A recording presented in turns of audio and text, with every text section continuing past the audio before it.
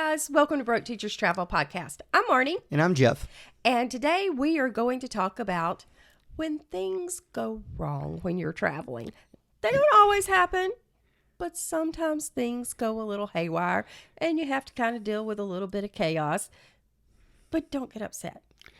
You know, like Dr. Seuss says, when things go wrong, as they sometimes will. That's the thing. And one of my struggles throughout my new desire to travel all the time is to become more and more patient when things do go wrong. And I'm generally a lot better than I was, say, 10 years ago. And I think honestly, working at Disney and the tourism industry helped change that a lot. For us, we learned, that you have to be patient with people and you have to be patient when you travel because things don't always run smoothly, like you would like them to. But in the end, you're getting such a reward from traveling that Right. really doesn't matter. And I can tell you one thing when traveling abroad, if you're a Karen, things aren't going to go well for you. No. Okay. No. So don't ever pull that card. We like to think that people are always nice and professional, but I've seen people just, say, I'm not dealing with this and wait to the next shift change. Yeah. And I'm like, whoa. The more patient you are, the more patient people will be with, with you. And it just works out better for everybody. And one of the things they talked about at Disney is, the customer may not always be right, but we always want them to be our customer. And Yes. people really want to try to help the situation, but sometimes things are just out of their hands. Sometimes their hands are tied. People can't make the plane go any faster, land any quicker. They can't change the weather. And so many of those things. And I had to, this last trip, there were some things that went wrong, but the people really, were amazing. They really made it up to me. Everyone that I talked to, made sure I got home and made sure eventually my bags got here and everything. Yes. Took a little while, but you got them. Right, I did. And that's all that matters. The first thing I think we need to talk about is forgotten items. Right. I mean, that's a big one. And one of the important things, the two most important things I think that you must make sure is on your packing list, and everybody needs to make a physical packing list. Yes. Yes, whether it's on your phone with a little check marks beside it or whatever, you need a physical one. Or hey Siri, remind me to Yes. do this. The two things that I see as medicine, prescription medicine, definitely get that. Now, anywhere you go, don't be delusional and think we're the only people that have pharmacy. And there are pharmacies around the world. They have everything that we do wherever. But it sometimes, it's they're closed and things like that. So, pack your medicine, but make sure you pack an extra 3 or 4 days in case something does go wrong. Yeah, you speak with your doctor or your pharmacist, and they can help you arrange that. For you and your children. Also, make sure you bring whatever it does to keep their attention. Make sure that they have their if they have a phone or an iPod or iPad or whatever. We always tried to reserve those just for travel for the most part, because then it's novel, it's new, and it keeps them occupied, and happy. And not just that, but like with babies, bring their favorite blanket, bring their favorite toy, just make sure it's not something that's going to disturb everybody on the airplane, not one of the things that talks loudly or if they have headphones, there's a lot of really cool things there. But absolutely. I would definitely make sure that those things were on my packing list. Yes, 100%. And also on that packing list, snacks. Because sometimes you run into long layovers, and not just layovers at the airport itself, but maybe your plane has to circle for a while before it can land, or maybe you're sitting on the tarmac and you have to wait for a couple of hours, which is becoming a more common thing.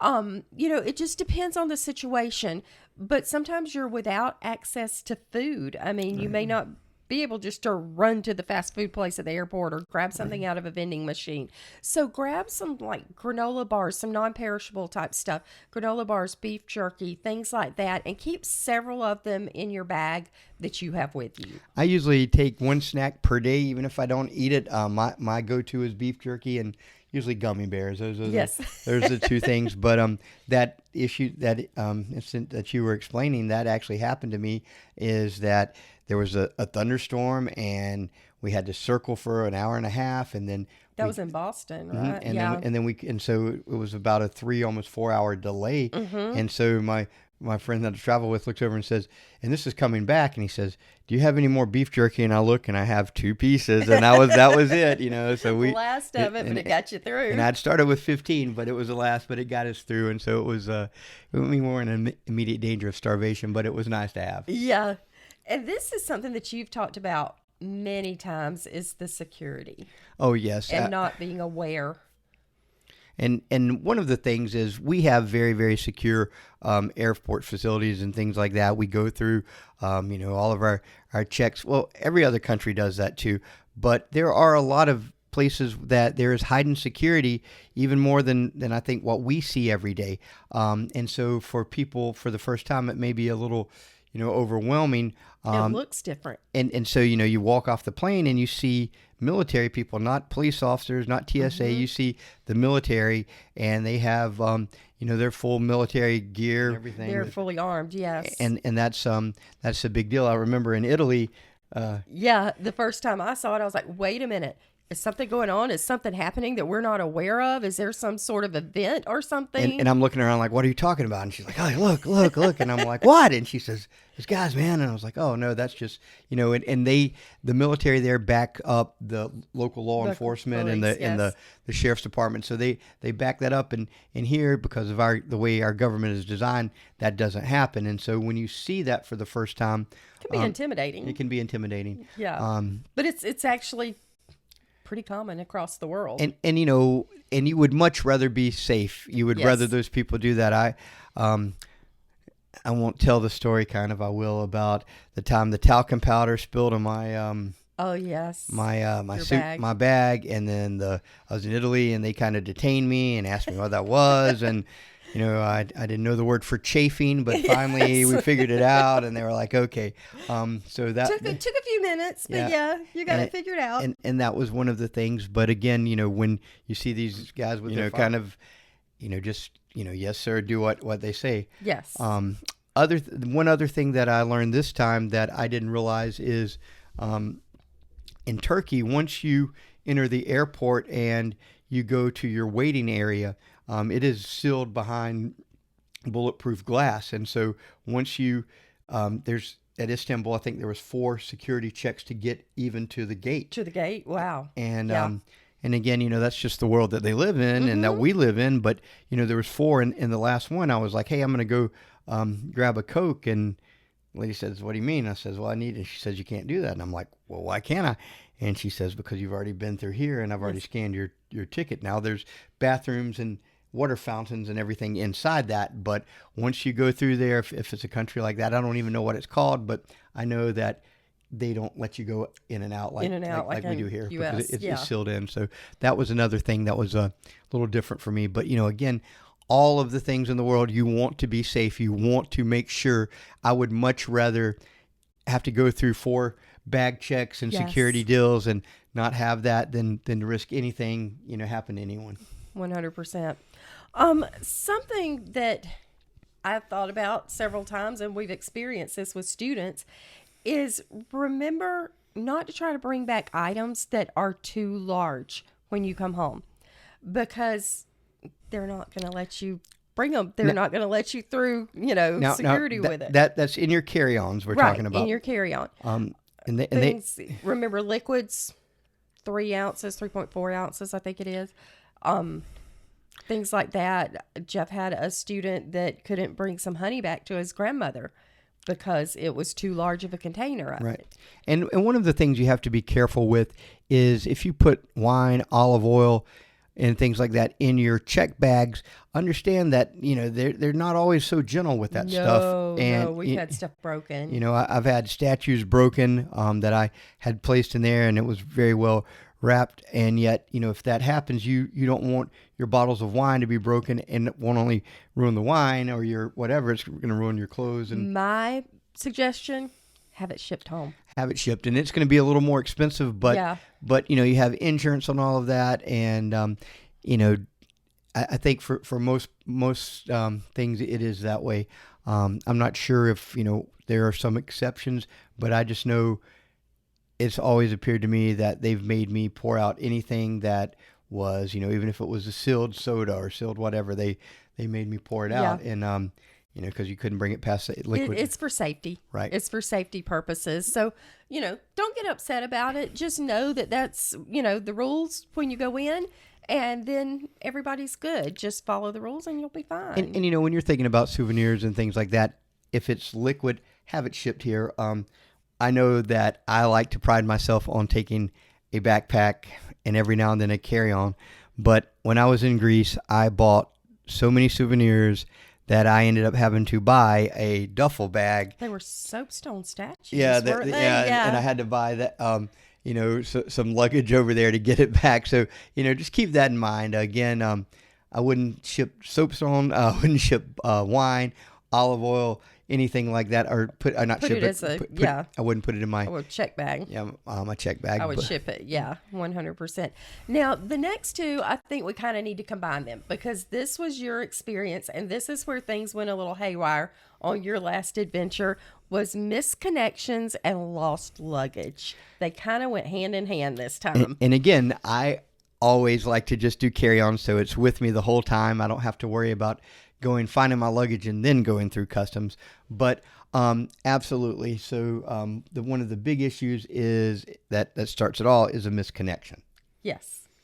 And it wasn't intentionally missed. Right. I mean, it wasn't, it wasn't like you were running late or anything like that. Right. So basically what happens is weather delays and you have a window. A lot of times people are on the misunderstanding that every airport has something like we have in Atlanta where, you have a trolley system or a subway system. But understand, if you leave the United States or when you come back, you're going to go through customs. Mm-hmm. Sometimes customs can take, 30 or 40 minutes. Sometimes it could take 4 hours. In Edinburgh, it was the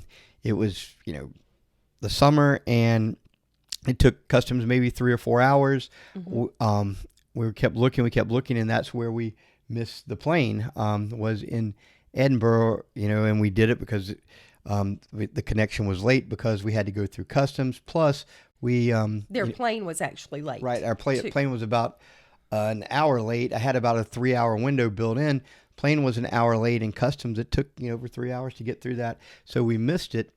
But the people were very good with getting us another, that we could have stayed that night, but my friend's wife was waiting for us in Atlanta. And so they were very good about booking us from there to Boston to Atlanta.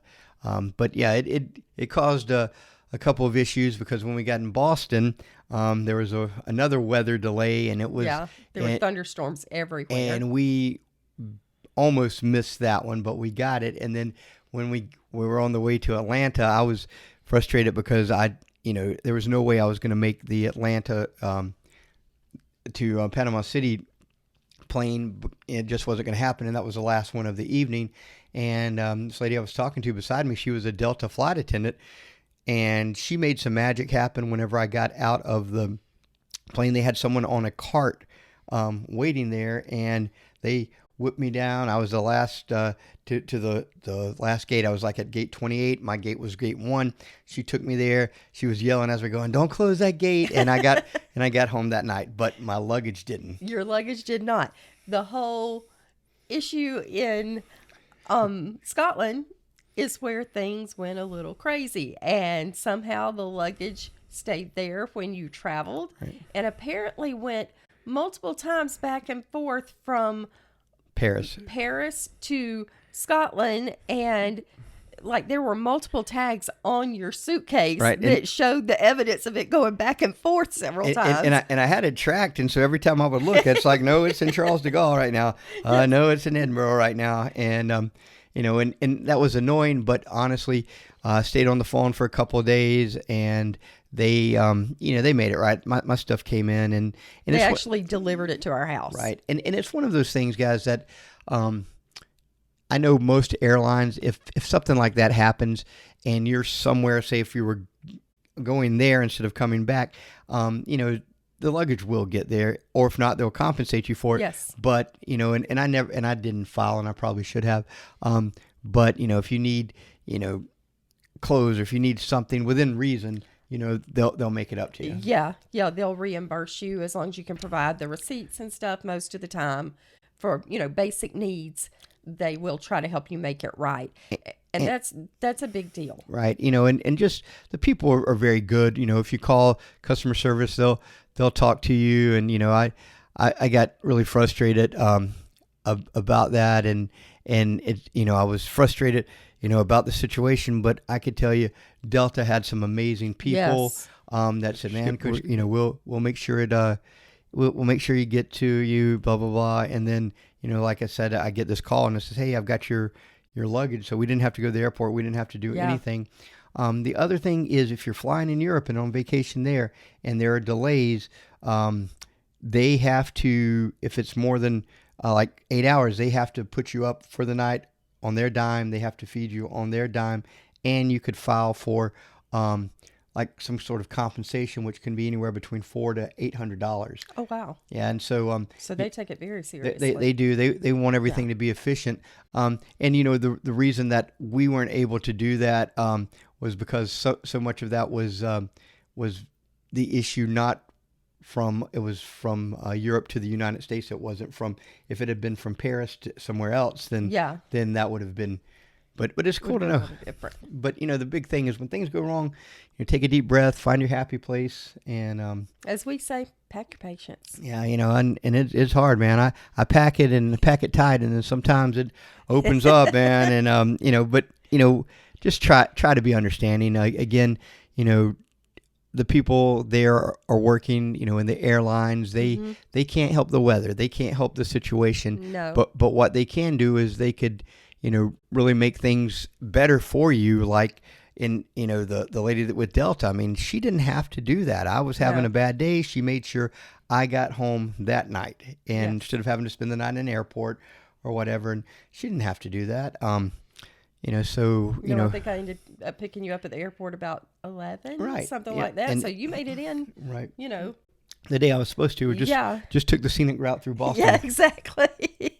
But things do go wrong when you travel sometimes, and you just have to put it into perspective and remember that this is not your whole trip. Just because one thing happens, it's not affecting your whole trip. It's affecting the moment.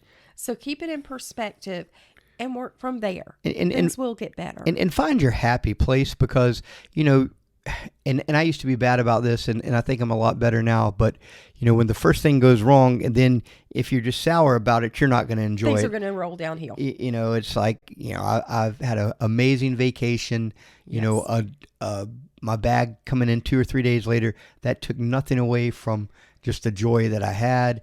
On the phone when I was talking to Marnie, I was frustrated about this and that, and I was like, oh man, this is just crazy, blah blah blah. And then when I got home, slept in my bed, things were wonderful, and then my luggage came in and things were great. And then now I have all this content for our we have this, and then my friend and I we had just a great time together. And so yeah, I think y'all had a good time hanging out in Turkey and seeing him getting to show you his home, right? And you getting to see it through his eyes, and him getting to see it through a history teacher's eyes. Right. It brought different perspectives for both of you. That was really cool. Yeah.